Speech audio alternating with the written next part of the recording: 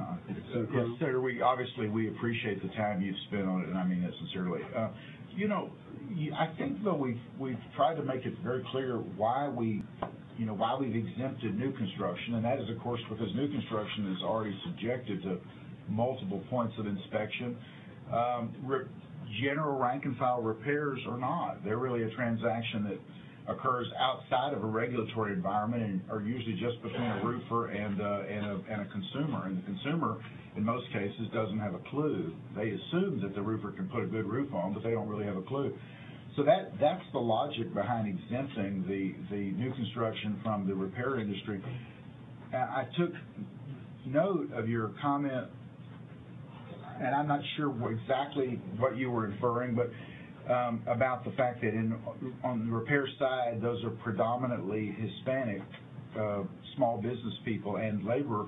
But I would tell you, if you look on the new construction side, it's the same thing. I mean, it's a Hispanic-dominated industry right now, and that's good. I mean, it's a good competitive industry, but I don't think there's a dividing line here or anything that's done either intentionally or by accident to put a greater burden on the Hispanic business community.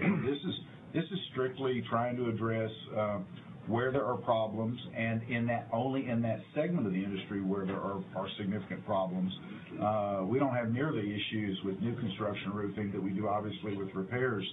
And so I really do hope you all will work in good faith to try to find a way to make this work and be better, as opposed to the position that you just don't want registration. Because I happen to think that registration ought to strengthen small business owners. I mean, if you're able to go and represent to your consumer or your prospective customer that you are registered, that is, to me, that is immediately an added sign of credibility, of responsibility, of so forth.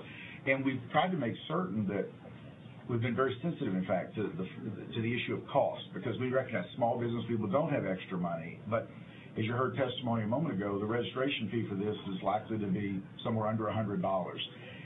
And on that point, I would argue that while $100 is still $100, I mean, that's a lot of money to some people in some circumstances. If these are roofers that are out there promising a warranty for their work of, let's say, a year, let's say 3 years, some of them 5 years on these repair jobs, and they don't have $100 to provide for registration, then they probably don't have the wherewithal to back a warranty either.